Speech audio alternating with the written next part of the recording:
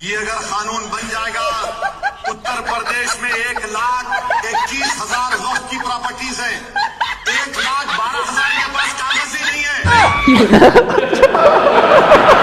साफ बनवा देंगे मियाँ, योगी बाबा एक एक कागज खोज कर बनवा देंगे और तुमको ऊपर से धन्यवाद भी देंगे ये स्कीम बताने के लिए।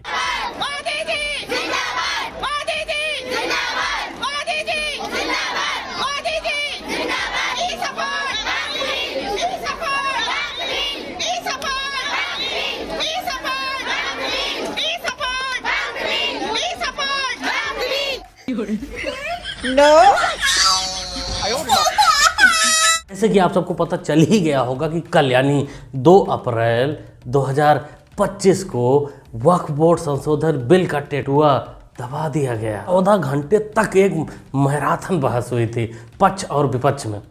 फिर उसके बाद लोकसभा में बिल पेश किया गया और पास भी हो गया। पक्ष में वोट पड़े 288 और विपक्ष में 232। लेकिन इस 14 घंटे के बहस के दौरान जिन लोगों की मनसा तहस नहस हुई है उनसे मिलवाते हैं। लेकिन उससे पहले आपको उनसे मिलवाते हैं, उन लोगों से मिलवाते हैं, उनकी मानसिकताओं से मिलवाते हैं जो कहते थे जो कहते हैं कि हम कानून मानेंगे ही नहीं चाहे कोई भी लाए।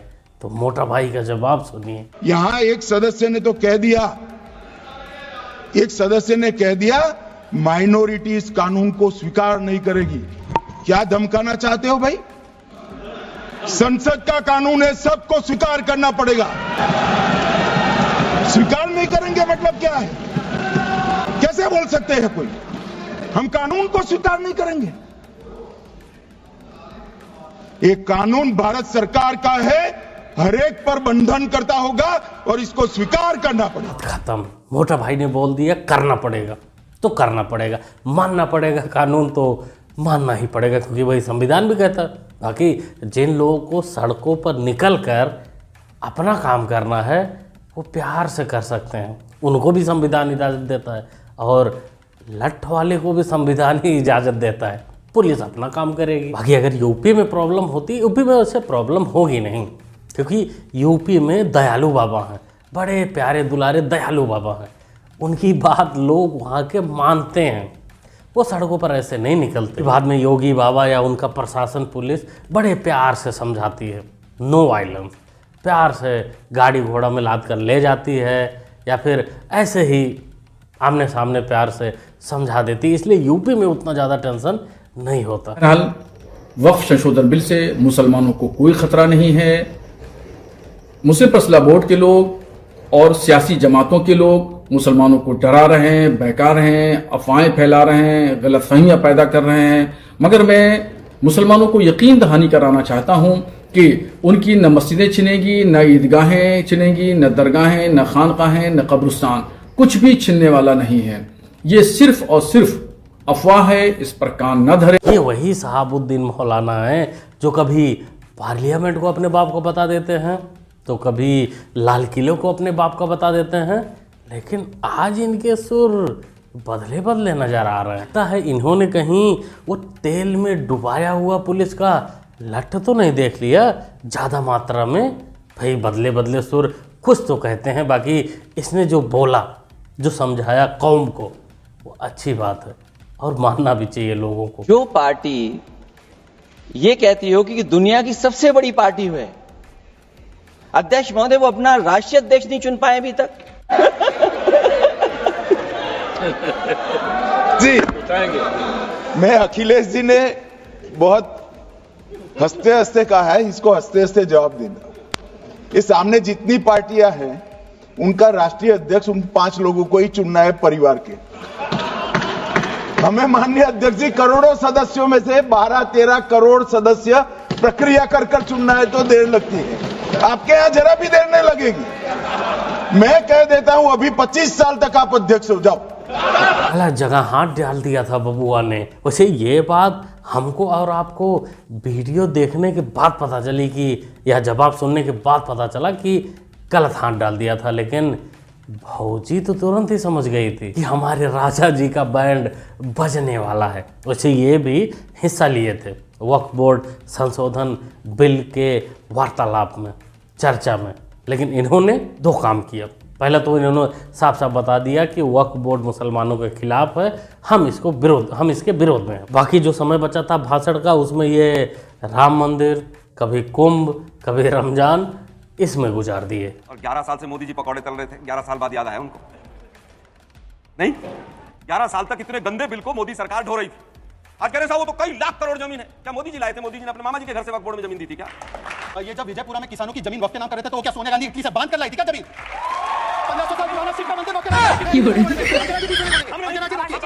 मैं पूछना चाहता हूं कि 1500 साल पुराना शिव मंदिर जब घोषित कर दिया वक्त की जमीन तमिलनाडु में, तो सोनिया गांधी के गांव से आया था क्या वो मंदिर? और आखिरी बात सुन लीजिए, आप बोले मुसलमानों को बड़ा ख्याल है इनको, मुसलमानों का उद्धार करना है इनको। शर्मा जी चेहरे का रंगत बता रहा है कि जोर का झटका लगा है। इसी को कहते हैं खिसियानी बिल्ली खंभा नोचे। यहाँ जब अपना घर कांच का हो तो दूसरों के घर पर पत्थर नहीं मारते, अपना ही ज़्यादा नुकसान होता है। अरे मोदी जी तो 1 मिनट को कह भी सकते हैं कि ये देश हमारे बाप का है, ये मिट्टी हमारे बाप का है, ये ज़मीन हमारे बाप का है, लेकिन आपकी माते bye bye tata good bye. नहीं नॉन मुस्लिम क्या पॉइंट, आप मुझे करा दीजिए ना राम मंदिर में, आप मुझे कराइए राम मंदिर ट्रस्ट के अंदर।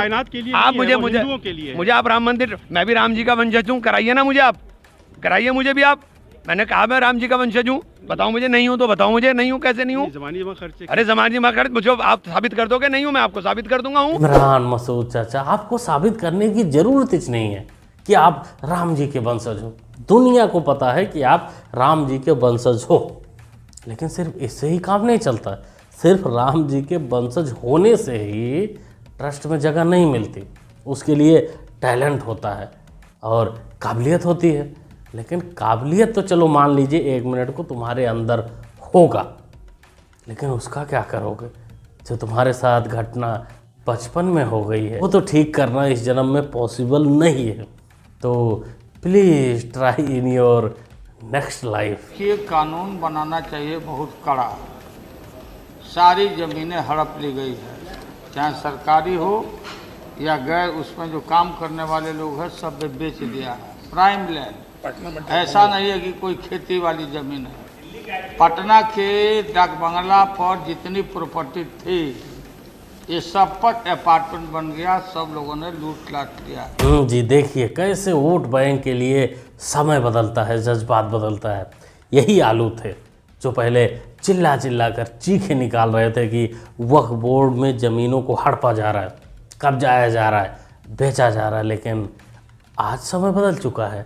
आज इनके लौंडे या ये खुद अलग दिशा में चलते हैं। इनको लगता नहीं वक्फ बोर्ड अब मुसलमानों के खिलाफ हो गया, उसमें संशोधन मुसलमानों के खिलाफ है।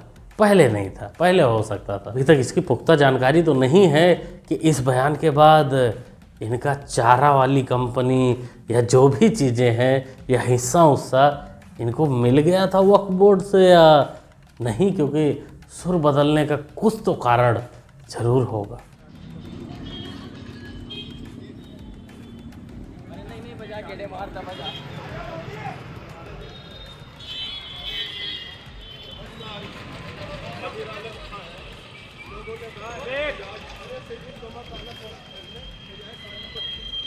ये यूपी है जनाब, यहाँ मौलाना को पुलिस वालों के साथ घुमाया जाता है और संदेश दिया जाता है कि देखो जी मौलाना जैसे घूम रहे हैं वैसे आपको भी मौका मिलेगा घूमने का। लेकिन पत्थरबाजी नहीं करोगे तो, पत्थरबाजी दंगा करने के बाद घुमाया तो ऐसे ही जाएगा मौलाना जैसे, लेकिन फिर रस्सी पे बांध कर और बदली चाल में। इसलिए सही जानकारी रखो, किसी के भड़कावे में आकर ऐसी वैसी हरकत मत कर देना, क्योंकि गर्मी भी आने वाली है और गर्मी में ठंडक बाबा जी बहुत अच्छी तरीके से देना जानते हैं।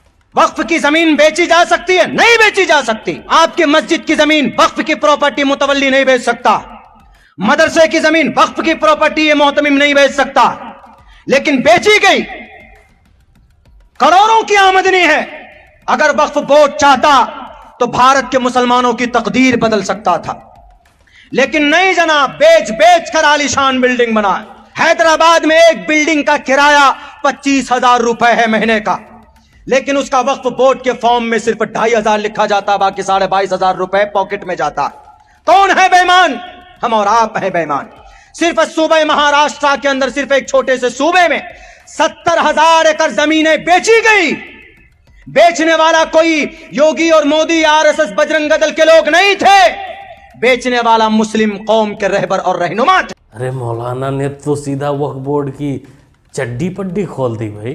वैसे मौलाना का जो इशारा है वो भैंसिया परिवार पर है, क्योंकि सबसे ज़्यादा वक्फ बोर्ड संशोधन बिल जो है इसी को तकलीफ दे रहा है। और भाई तकलीफ दे भी क्यों ना, क्योंकि जिसका हिस्सा बड़ा होता है तकलीफ उसी को ज्यादा होती है।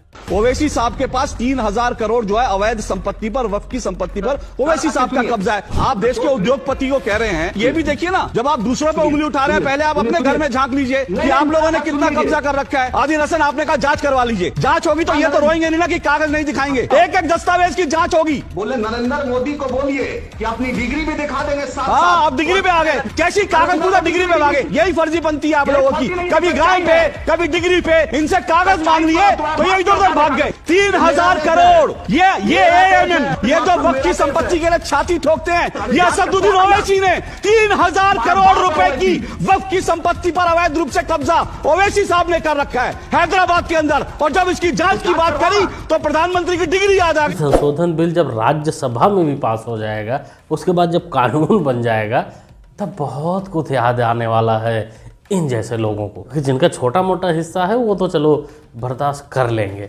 लेकिन बड़े हिस्से वाले इतने आसानी से बर्दाश्त कर लें, ऐसा तो पॉसिबल बिल्कुल नहीं है। क्या कहना चाहते हो दोस्तों आप लोग क्या समझते हैं, क्या सोचते हैं वक्फ बोर्ड संशोधन बिल पर? अपनी राय कमेंट बॉक्स में ज़रूर दीजिएगा। बाकी इतने आसानी से सारा काम होने वाला नहीं है जो अब तक हुआ है।